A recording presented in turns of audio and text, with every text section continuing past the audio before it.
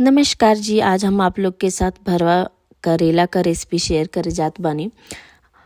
त इ बनावल बहुत ही आसान बा। त चली जा हमनी के देख ली जा ओकरा खातिर हमनी के का चाहिए। बहुत आसान हमनी के रखब जाई रेसिपी के।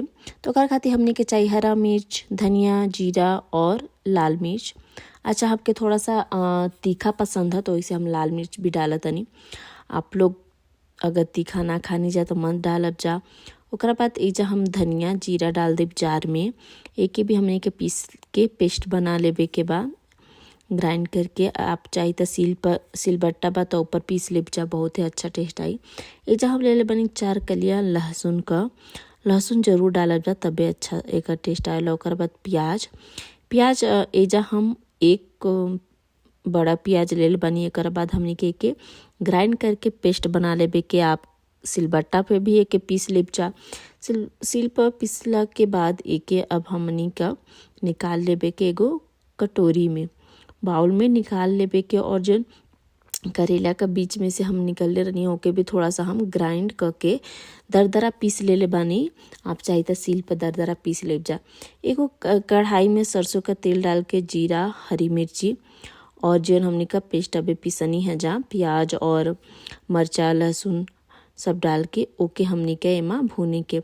अच्छा, धीमे आंच पर भूनने के बाय के और अच्छा से हमनी के तब तक भूने के जब तक कि प्याज का कच्चापन ना चल जाई, तब तक एके हमनी के अच्छा से भून लेबे के। अच्छा, वीडियो अगर आपके अच्छा लगी तो चैनल के सब्सक्राइब कर लेब जा और एके अच्छा से हमनी का मीडियम आंच पे भून लेबे के बा। तब तक भूनब जा जब तक कि हमनी का प्याज अच्छा से पक ना जाई और कच्चापन ना रहे के चाहिए, नहीं तो मसाला खराब हो जाई। एजा अब हम डालब धनिया। जौन आप मसाला यूज़ करीला उ मसाला आप डाल देब जा। जौन भी मसाला आप सब्जी में अपन डाली ला जा, हल्दी, धनिया, जीरा पाउडर और थोड़ा सा गरम मसाला, लाल मिर्च पाउडर, जो भी आप मसाला यूज़ करत तनी जा घरे सब्जी बनाए में उ डाल देबे के हमनी का। और डाल के एके अच्छा से हमनी के भूने के। नमक भी डाल देब जा ताकि हमनी का मसाला अच्छा से पक जाई, भून जाई। यही से एजा हम नमक डाल देले बानी। अच्छा, आप लोग हमके कमेंट करके बताइब जा जरूर कि आप लोग इ बनौनी है जा तक कैसन बनल है, आप लोग बताइब जा। अच्छा, ये आप लोग कैसे हमनी के एके दाल चावल और ये हमनी के भरवा करेला हमके बहुत पसंद है दाल चावल के साथ और पराठा। ये रही था हमारा फेवरेट हवे कॉम्बिनेशन। था आप लोग जरूर बताइब जा कि आप लोग भरवा करेला के केकरी संगे खानी जा। अच्छा, एके हमनी के भूने के तब तक भूने के सब मसाला अच्छे से जब तक तेल ना छोड़ दी, जब तक अच्छा से महके ना लागी, पूरा घर ना महके, तब तक हमनी के भूने के बा। भुनने के बाद मसाला के हम ठंडा कर ले रहनी है 5 मिनट खातिर, नहीं तो हाथ फिर जल जी। अब एक जोन हमने के करेला में एके हमने के भर देबे, स्टफ कर लेबे के बा, भर देबे के बा बीच में। अच्छा, ऐसे हम ऐसे बनावत तनी ये तरह ताकि हमने के जोन मसाला रहेला ना बाहर पूरा ना निकलेला। अगर आप बीच में से करेला के काट के फिर भरम ना तो भूंजत टाइम में पूरा बाहर आ जाला।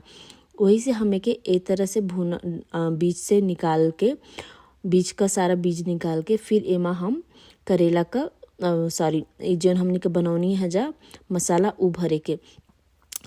और ई भुने में भी आसान रहेला और आपका मसाला वेस्ट भी ना होला, पूरा बाहर भी ना निकलेला, तो ये ईजी रहेला और खाए में भी बहुत ही बढ़िया लागेला। तो ई सारा हमने का करेला के स्टफ कर लेबे के बाद भर लेबे के सारा मसाला ऐसे ही। और आप लोग हमके ज़रूर बताइब जा अगर ए तरह से बनाइब जा तो कैसन बनल है, आप लोग के कैसन लागल है और आप लोग कमेंट करके हमके ज़रूर बताइब जा। स्टफिंग हो गए के बाद हमनी के कढ़ाई में तेल गरम कर लेबे के। 1 बड़ा चम्मच हम सरसों का तेल ले बानी, ओमा हमनी के करेला के डाल के अच्छा से पलट के भून लेबे के बाद धीरे धीरे मीडियम टू लो फ्लेम पे भूनब जा, ज़्यादा हाई फ्लेम पे नहीं तो बाहर से करेला जल जाई और अंदर से कच्चा रही तो वो अच्छा ना लगी। तो लो फ्लेम पर धीमी आंच पर ही एके पकाइब जा ताकि करेला हमने का अंदर से भी पक जी। और एके हमने के धीमे धीमे ही पकाइब जा, ठीक।